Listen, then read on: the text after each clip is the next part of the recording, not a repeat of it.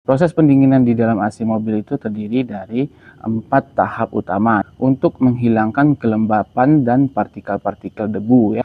Komponen ini sangat penting ya untuk mencegah korosi pada sistem AC mobil teman-teman. Beberapa hal yang dapat dilakukan untuk menjaga kinerja dan efisiensi dari AC mobil ini. Semangat pagi! Assalamualaikum warahmatullahi wabarakatuh. Salam sejahtera untuk kita semua bersama Uda Nazar, tempat berkumpulnya YouTuber pemula. Ya memang YouTuber pemula ya. Kalau yang memiliki YouTube-nya, channelnya otomotif pasti mampir ke sini kan, sama-sama pemula kita. Nah, hari ini udah akan sedikit berbagi kepada teman-teman ya mengenai cara kerja dan komponen pada AC mobil serta kerusakan yang sering terjadi pada sistem AC mobil teman-teman.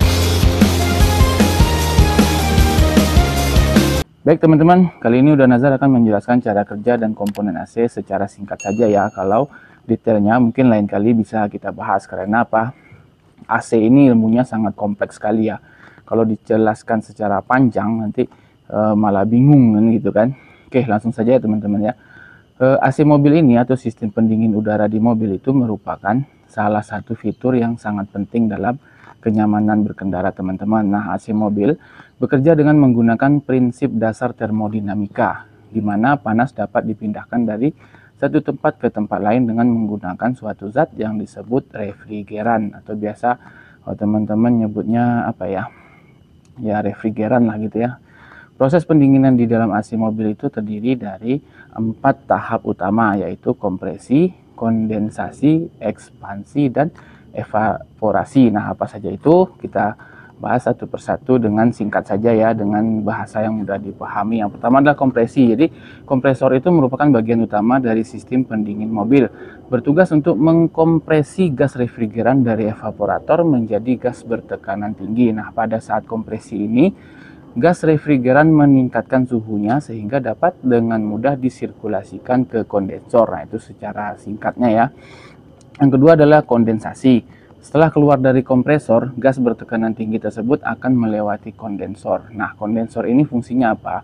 Kondensor ini berfungsi untuk menyerap panas dari gas refrigeran atau mendinginkannya menjadi cairan. Nah, cairan refrigeran inilah yang dihasilkan, kemudian akan mengalir ke receiver dryer atau akumulator untuk menghilangkan kelembapan dan partikel-partikel debu ya.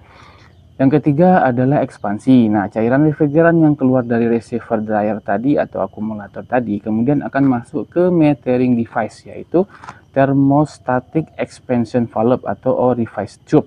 Nah, metering device ini bertugas untuk mengatur jumlah refrigeran yang akan masuk ke evaporator, di mana cairan refrigeran yang dihasilkan ini kemudian akan masuk ke evaporator. Makanya kita masuk ke tahap terakhir, yaitu evaporasi. Evaporator merupakan komponen terakhir dalam sistem pendinginan pada mobil teman-teman. Ini berfungsi untuk mendinginkan udara di dalam mobil. Nah, cairan refrigeran yang mengalir melalui pipa kecil yang dilapis dengan lapisan logam dan udara di dalam mobil mengalir melalui pipa kecil tersebut, sehingga cairan refrigeran yang mengalir akan menyerap panas dari udara di dalam mobil teman-teman dan menjadi gas, dan udara di dalam mobil akan menjadi dingin.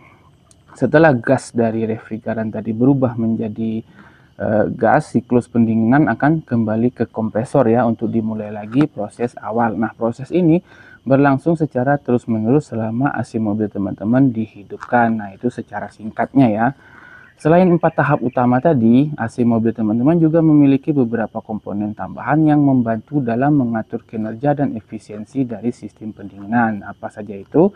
Beberapa komponen tambahan pada AC mobil teman-teman itu, yang pertama adalah expansion valve. Nah, expansion valve ini merupakan salah satu komponen yang penting pada sistem AC mobil teman-teman. Ekspansi valve berfungsi untuk mengatur jumlah refrigeran yang masuk ke evaporator dan membantu mendinginkan udara. Aduh, nggak tahu pula ini. Apa sampai mana tadi ya?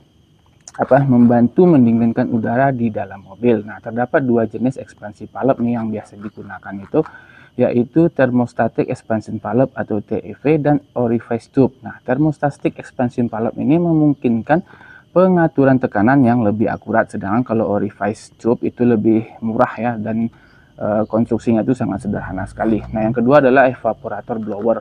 Evaporator blower atau kipas evaporator ini berfungsi untuk meniupkan udara ke dalam ruang kabin mobil, udara dingin tadi ya. Nah, kipas evaporator ini mempercepat proses pendinginan dan membantu dalam distribusi udara dingin ke seluruh ruang kabin mobil teman-teman. Yang ketiga adalah kipas kondensor. Nah, kipas kondensor ini berfungsi untuk membantu proses pendinginan pada kondensor. Kipas kondensor akan meniupkan udara ke kondensor sehingga panas pada gas refrigeran dapat lebih cepat hilang ya. Yang keempat adalah receiver dryer atau akumulator, di mana reservoir dryer atau akumulator yang ini berfungsi untuk menangkap kelembapan dan partikel debu pada sistem pendinginan. Nah, komponen ini sangat penting ya untuk mencegah korosi pada sistem AC mobil teman-teman. Yang kelima adalah pressure switch. Nah, pressure switch ini berfungsi untuk memantau tekanan gas dari refrigeran dalam sistem AC mobil. Jika tekanan gas refrigeran itu terlalu rendah atau terlalu tinggi, maka pressure switch akan memutuskan arus listrik ke kompresor sehingga AC mobil tidak akan berfungsi karena kompresornya tidak berfungsi. Nah, dalam penggunaan sehari-hari terdapat beberapa hal yang dapat dilakukan untuk menjaga kinerja dan efisiensi dari AC mobil ini. Beberapa hal yang dapat teman-teman lakukan antara lain adalah memastikan sistem AC mobil di dalam keadaan baik ya dan tidak ada kebocoran pada pipa. Selalu membersihkan filter udaranya secara rutin serta mengganti cairan refrigeran secara teratur. Dengan melakukan perawatan AC yang baik ini, AC mobil dapat bekerja dengan baik dan memberikan kenyamanan saat teman-teman berkendara. Selain itu, terdapat juga beberapa permasalahan nih yang umumnya terjadi pada sistem AC mobil. Udah Nazar akan menjelaskannya secara singkat saja ya. Beberapa permasalahan tersebut itu adalah yang pertama adalah kebocoran refrigeran. Nah, kalau kebocoran pada sistem pipa, ini dapat menyebabkan refrigeran itu bocor keluar ya dari sistem dan menyebabkan AC mobil teman-teman tidak dapat mendinginkan udara dengan baik.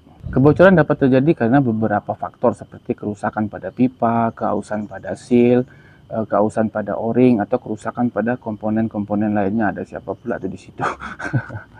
Yang kedua adalah kompresor rusak. Nah, kompresor yang rusak dapat menyebabkan AC mobil teman-teman tidak akan menghasilkan udara yang sejuk.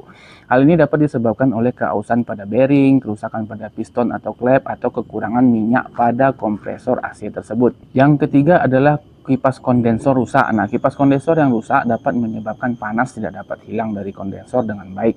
Hal ini dapat menyebabkan AC mobil tidak mendinginkan udara dengan baik. Yang keempat adalah kelembaban pada sistem. Nah, kelembaban pada sistem ini dapat menyebabkan terbentuknya embun pada evaporator yang dapat menyebabkan bau tidak sedap di dalam mobil teman-teman. Nah, hal ini dapat diatasi dengan cara membersihkan evaporator secara rutin ya dan memastikan bahwa sistem AC mobil teman-teman itu dalam keadaan yang baik. Yang kelima adalah filter kotor. Nah, filter udara yang kotor dapat menyebabkan aliran udara menjadi terhambat dan membuat AC mobil tidak mendinginkan udara dengan baik.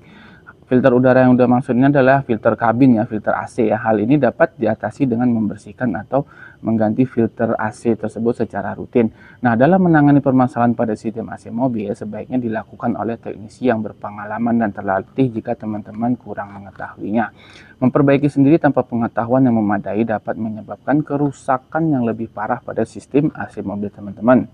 Namun udah Nazar ada sedikit tips nih untuk teman-teman dalam merawat AC mobil ya. Tapi nantikan video udah selanjutnya itu mengenai tips merawat AC mobil. Nah, untuk hari ini mungkin cukup segitu aja ya. Sekian informasi singkat dari Uda Nazar hari ini mengenai cara kerja dan komponen pada AC mobil secara singkat. Semoga bermanfaat. Terima kasih sudah menonton. Jangan lupa like, komen, dan subscribe serta bunyikan lonceng agar tidak ketinggalan video-video Uda yang menarik selanjutnya. Nantikan info dan tips sepanjang zaman selanjutnya bersama Uda Nazar. Assalamualaikum warahmatullahi wabarakatuh. Salam sejahtera, semangat pagi.